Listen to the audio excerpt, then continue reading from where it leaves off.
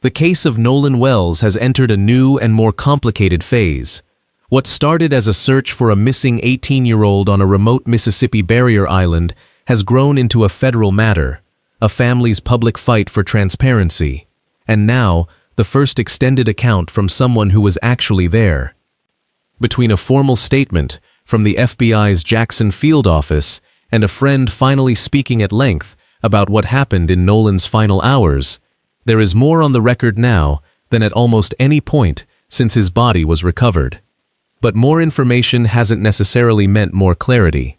If anything, it's exposed just how many pieces of this story still don't fit together cleanly. This isn't a fresh introduction to the case. You already know Nolan Wells' name, you already know Horn Island, and you already know this started over a 4th of July weekend that ended in tragedy. What we're doing here is pulling together everything that has surfaced since then: the federal statement, the friend's account, the disputed video, the autopsy questions, and the threats that have now pulled in federal law enforcement, and laying it out in one place so you can see how it all connects. Nolan Wells was an 18-year-old from Ocean Springs, Mississippi, who played football at Southwest Mississippi Community College. On July 4th, he traveled by boat to Horn Island, a barrier island roughly 10 miles off the Mississippi Gulf Coast, with a group of friends to celebrate the holiday. Horn Island isn't the kind of place you get to casually. It's federally protected land, part of the Gulf Islands National Seashore, accessible mainly by boat, with no permanent residents and limited infrastructure. It's popular for day trips exactly because of that isolation. At some point during the day, the group became separated from Nolan. His friends eventually returned to the mainland without him. What happened in the hours between that separation and his disappearance has become the central, unresolved question of this entire case. A search operation followed, involving multiple agencies, and 2 days later, on the morning of July 6th, a National Park Service ranger found Nolan's body in the water near the island's northwestern tip.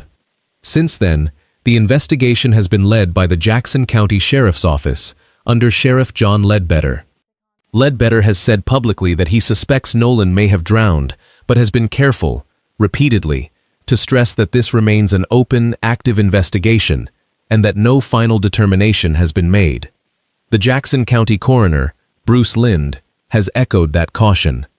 Lind has said there were no immediately obvious signs of trauma or foul play on Nolan's body, but because of the uncertain circumstances surrounding his death, the case was sent to the Mississippi State Medical Examiner's Office for a full autopsy, specifically so that question could be answered definitively, one way or the other. That autopsy was performed on July 7th.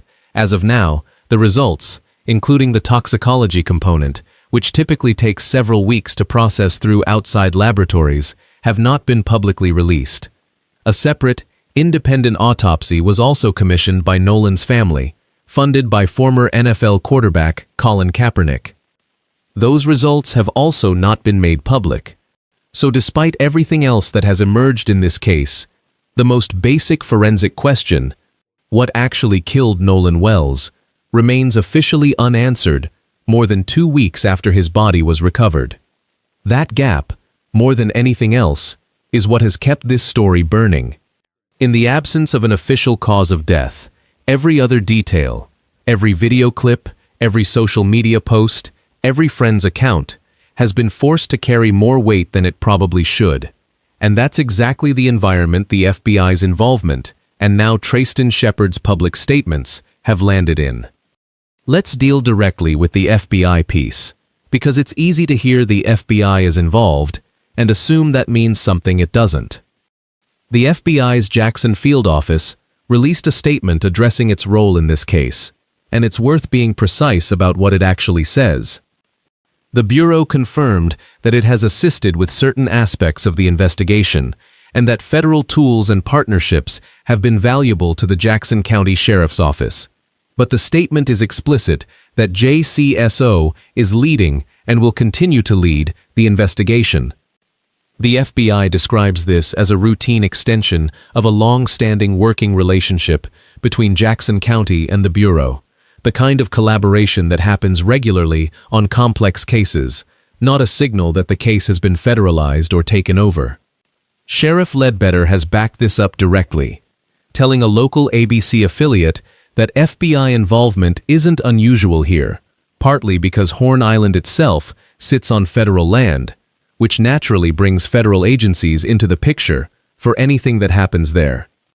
He's confirmed the FBI has been helping examine digital evidence, phones, videos, and related materials collected during the investigation. But there's a second, separate track to the FBI's involvement, and this is the part that's gotten less attention, but arguably matters more for understanding where this story is right now. The FBI has confirmed it is working to address interstate threats that were made against individuals connected to this case. That's a distinct legal matter from the death investigation itself. As things have escalated online, real people connected to this case, including at least one of the friends who was with Nolan that day, have received threatening messages. One example that surfaced publicly involved graphic threats sent to the mother of one of the young men on the trip, a Jackson County judicial official, warning of violence and referencing packages being sent to her office. Multiple threatening messages were also left publicly on her social media accounts. So, to be clear about what the FBI statement actually confirms, there are effectively two federal threads running through this story. One is assistance with digital evidence in the death investigation, operating in support of, not in place of, the local sheriff's office. The other is a separate criminal matter involving threats made against people tied to the case, which is a federal crime regardless of what ultimately gets determined about how Nolan died. Conflating those two threads has fueled a lot of the speculation online, but the Bureau's own statement draws a clear line between them. For weeks, the loudest voices in this case belonged to people who weren't on that island. Commentators, social media accounts, and understandably, Nolan's grieving family and their legal team. The people who were actually there had stayed almost entirely silent. That changed when Tracestin Shepherd, who has identified himself as Nolan's close high school friend and one of the people on the trip, agreed to speak publicly, first in an interview with Rolling Stone, published on July 12th, and then in a broadcast interview on Good Morning America that aired the following day. Shepherd's decision to speak wasn't presented as a routine media appearance. He chose to keep his voice altered and stayed off camera, explaining that he and his friends have received threats since Nolan's death and no longer feel safe attaching their faces to public statements. That detail alone tells you something about how intense the public reaction to this case has become. A teenager who says he lost his best friend now feels he has to hide his identity just to explain what he saw. In his own words, delivered through the altered broadcast, Shepherd pushed back hard against the idea that he or the others on the trip did anything wrong. He described the emotional toll the public scrutiny has taken, saying he and his friends have been devastated by losing Nolan, while simultaneously facing intense backlash from people who've concluded, based on partial information, that something sinister happened on that island. He said plainly that everyone in the group cared about Nolan, that nobody wanted to see him die, and that the loss has been compounded by having to defend himself and his friends publicly at the same time. To Rolling Stone, Shepherd explained his motivation for finally speaking after weeks of silence. He said he'd already given investigators his account of events, and that he'd reached a breaking point with the amount of unchecked speculation circulating about what happened. He described the fear his friends have been living with, hearing it in their voices during phone calls, he said, genuine terror about what people online might do to them. He framed his decision to go public not as an attempt to control the narrative, but as an attempt to interrupt a runaway cycle of speculation with an actual first-hand account. That's the emotional context. Now here's the substance of what he actually said happened. According to Shepherd, the day on Horn Island played out as a large 4th of July gathering. Friends, boats, a party atmosphere typical of the holiday on that stretch of coast. At some point later in the day, the group's boat developed an electrical issue, and the plan became to head back to the mainland, This is where Shepherd's account becomes central to the entire case. He says Nolan chose to stay behind on the island rather than get back on the boat, because he had met a young woman earlier that day and intended to return to the mainland later with a different friend's boat. Shepherd was specific that this wasn't an ongoing relationship or something planned in advance. By his account, Nolan and this young woman had only just met that day, and it was the only time the two of them ever spent time together. He said Nolan seemed to genuinely like her, but that as far as he knew, there was no history between them, beyond that single afternoon. ABC News has said it attempted to contact the young woman in question directly, though her account hasn't been made public through that outlet. If Shepherd's version is accurate, it would explain one of the most persistent open questions in this case. Why didn't Nolan return with the rest of the group? Investigators have said this exact question, along with why Nolan didn't have his cell phone with him when his body was recovered, remains one of the central unresolved elements of the whole case. Sheriff Ledbetter has confirmed that Shepherd and the other young people on the trip have cooperated with investigators throughout, giving their accounts directly to law enforcement rather than only to the media. It's important to be honest about where this leaves us. Shepherd's account is one person's version of events, delivered publicly weeks after the fact, with his identity partially shielded. It lines up, at least in broad strokes, with what Ledbetter has previously described to reporters about the circumstances of Nolan staying behind. But it has not been independently corroborated in public reporting through the young woman herself, and Nolan's parents have publicly questioned aspects of this account. They've expressed skepticism about the idea that their son simply chose to remain behind on an isolated island with someone he'd just met, particularly given how the day ended. That tension between a friend's explanation and a grieving family's doubts is really at the heart of why this case hasn't cooled off the way similar missing person stories sometimes do. Both sides are, in a sense, working from incomplete information, because the physical evidence that could settle these questions definitively simply hasn't been made public yet. No single piece of evidence in this case has generated more confusion than a video that began circulating on social media, reportedly showing some kind of confrontation on the island before Nolan disappeared. Ben Crump, the civil rights attorney representing Nolan's parents, has publicly said the video appears to show Nolan among the group standing on the island, and that a voice can be heard on the recording, shot from a boat out on the water, demanding to have a phone returned. Given that Nolan's phone was never recovered with him, that detail took on outsized significance online, feeding theories about a physical altercation over the device shortly before he vanished. Shepherd directly disputes this interpretation. He told ABC News that the voice heard shouting on the video is his own, not Nolan's, and that Nolan doesn't actually appear in that clip at all. He said the shouting had nothing to do with a phone whatsoever.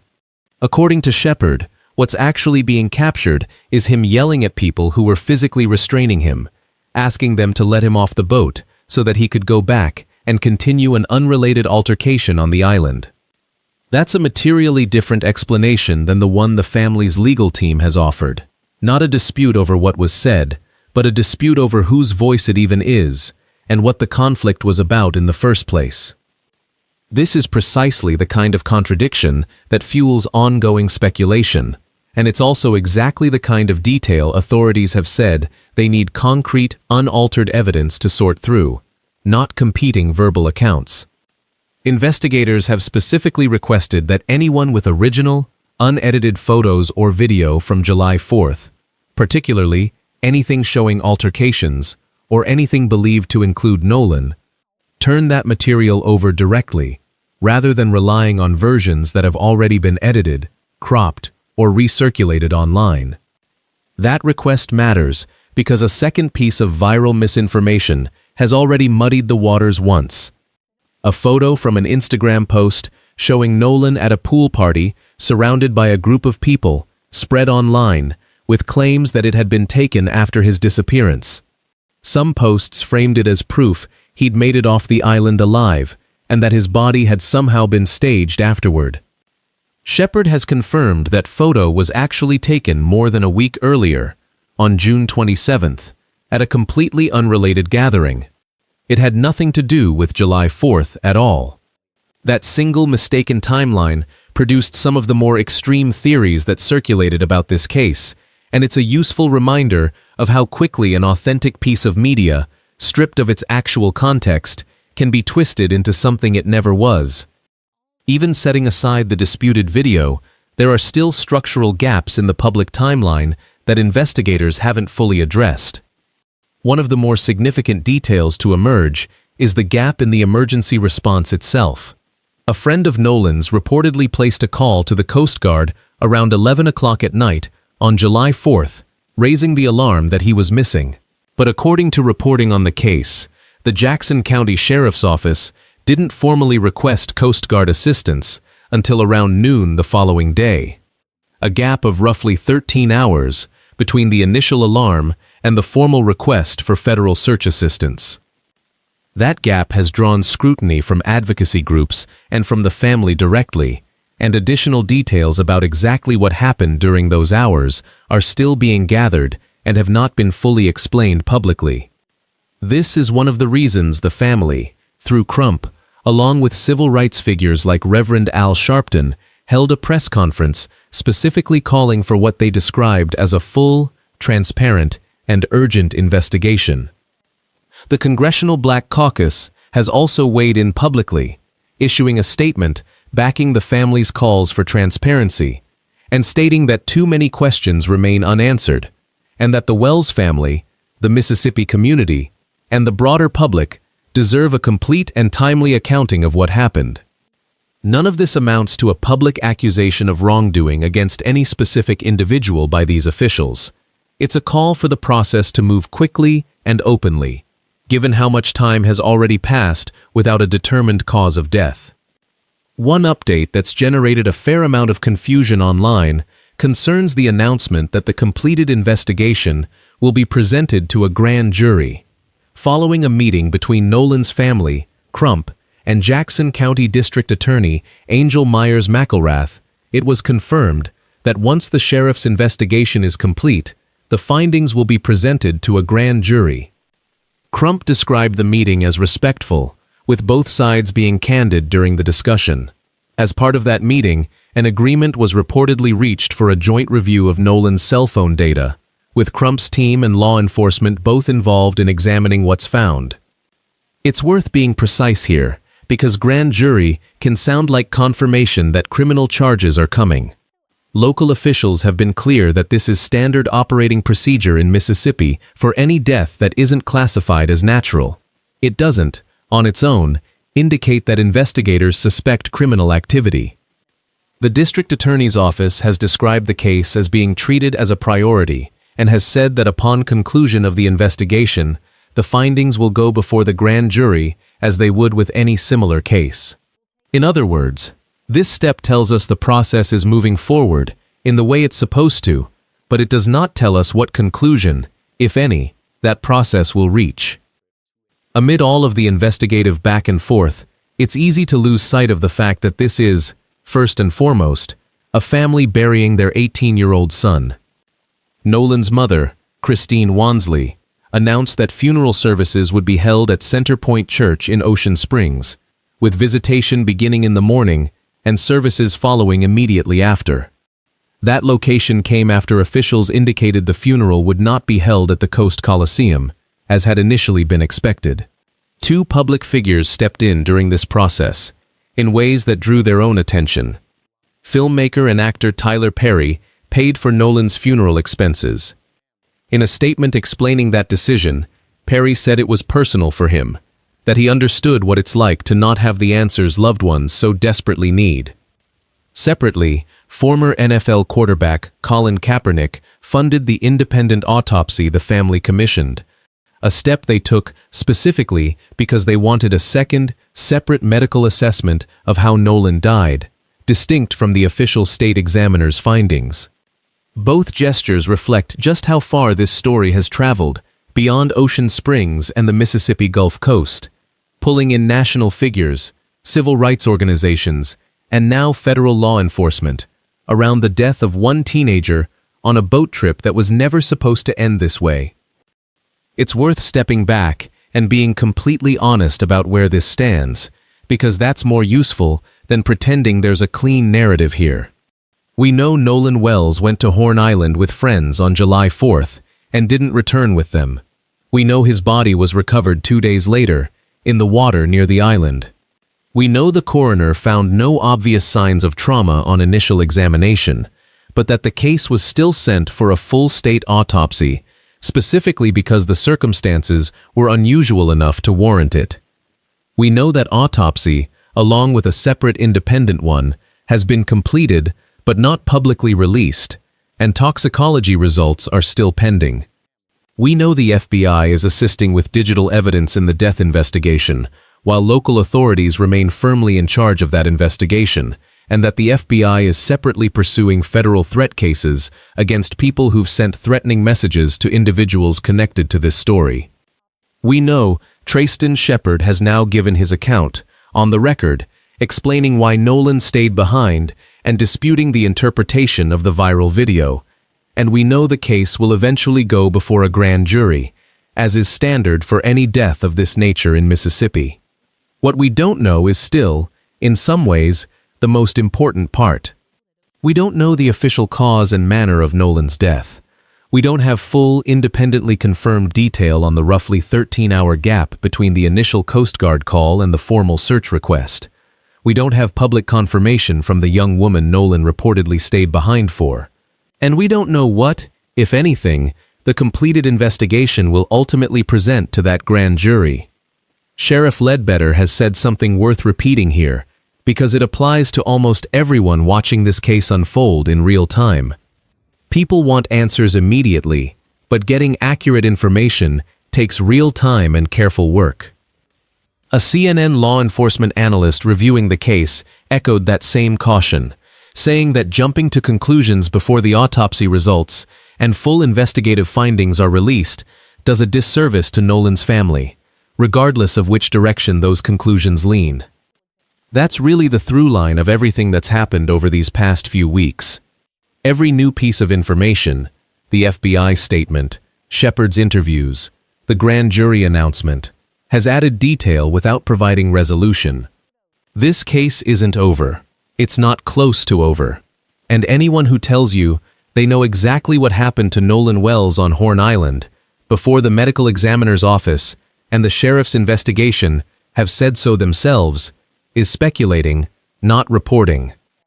We'll continue following this story as new developments come in, particularly once the autopsy and toxicology results are made public and once the investigation is formally handed to the grand jury. If you want to stay updated as those details emerge, please subscribe to this channel so you don't miss it. This video is based on publicly available news reporting, official statements from law enforcement and the FBI, and public interviews given by individuals connected to this case, including Tracestin Shepherd, attorney Ben Crump, and Jackson County officials. The investigation into Nolan Wells's death remains active and ongoing. No official cause or manner of death has been released, no criminal charges have been filed, and no individual has been named as a suspect by law enforcement.